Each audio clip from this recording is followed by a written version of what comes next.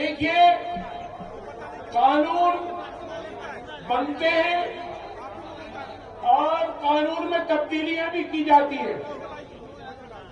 ہندوستان کا سنویدھان بھی بنایا اور اس میں بھی بہت امینڈمنٹ ہوئے.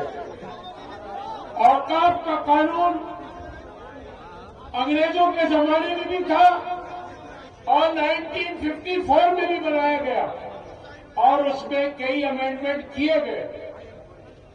یہ قانون پہلی مرتبہ ہم کو ایسا لگا کسی قانون کو بناتے وقت سب لوگوں نے خوشی کا اظہار کیا, سب حکومتوں کو مبارکباد دی.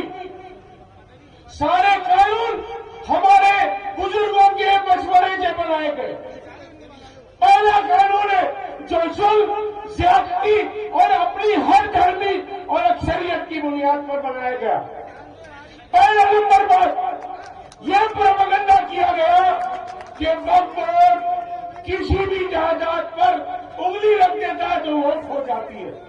کتنا جھوٹا اور غلط پروپیگنڈا بتایا گیا. پورے ہندوستان میں عجیب ماحول بنانے کی کوشش کی گئی. سب سے بڑی آپتی ہماری یہی ہے. بھائی دستور کے مطابق اوقاف کے بورڈ بنتے تھے. جب ملک آزاد ہوا تو اکابرین کو فکر ہوئی کہ ہماری جائیدادوں کی درجہ بندی ہو جائے, تو درجہ بندی کر کر وقف بورڈ بنائے گئے. اور وقف بورڈ میں کیا ہم ہوتے تھے یا سرکار کے نمائندے؟ جو پچھلے قانون تھے اس میں بھی ضرورت جس کے مطابق لوگ تھے. اور اوقاف کا رجسٹریشن صوبائی حکومتوں کے ذریعے وقف کمیشن کے ذریعے کرایا جاتا رہا ہے. کوئی کسی مسلمان نے نہیں کیا ہے. وقف کا کمشنر جو وقف بورڈ کا آدمی نہیں ہوتا ہے وہ حکومت کی طرف سے اپائنٹ ہوتا ہے. یہ کہا گیا کہ عدالتیں ٹریبونل اس کی کوئی اپیل نہیں ہوتی. جھوٹ پھیلایا گیا. ارے بھائی ملک میں بہت ٹریبونل ہے. کام کو آسان بنانے کے لیے ریلوے کے ٹریبونل ہیں, مختلف معاملات کے ٹریبونل ہیں, وہ بنائے گئے. اور اس میں یہ پروویژن تھا کہ اگر وہ فیصلے سے جو بھی نہ پسند نہیں کرتا وہ اپیل کرے, ہائی کورٹ میں جائے, سپریم کورٹ میں جائے. یہ بھی غلط پروپیگنڈا کرایا گیا. میں آپ کو سچ بتاؤں, یہ تو نہیں ہوا کہ وقف بورڈ نے کسی جائیداد کو اپنا بتایا ہو, لیکن یہ ضرور ہوا ہے کہ ہماری جائیدادوں کو سرکاری لکھ لیا گیا. بے شمار قبرستانوں کو سرکاری لکھ لیا گیا.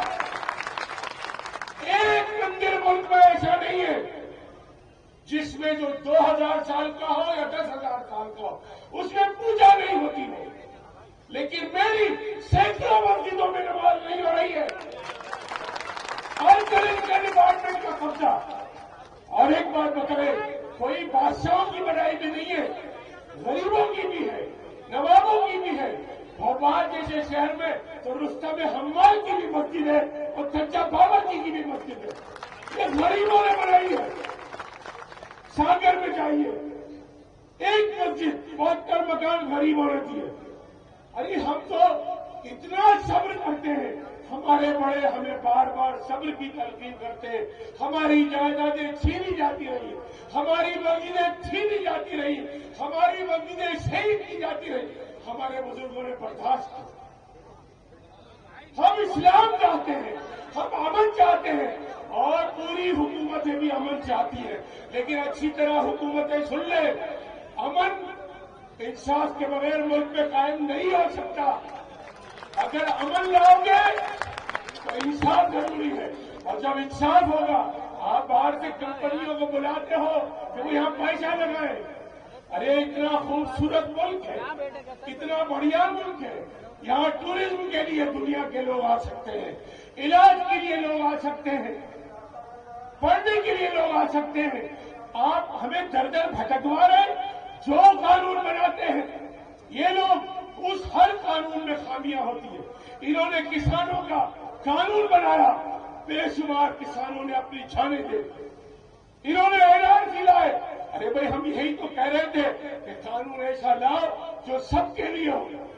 पहली मर्तबा मुल्क में पूरा, मैं कह रहा हूं 80 करोड़ 90 करोड़ लोग इस कानून के खिलाफ हैं। सिर्फ मुसलमान नहीं, हिंदू भी। जब रेड कंट्रोल एक्ट का मामला आया मध्य प्रदेश की हुकूमत में हम हारे हाई कोर्ट से, लेकिन हम सुप्रीम कोर्ट में जीते, तो उसमें हिंदुओं का भी भला हुआ, सिखों का भी भला हुआ।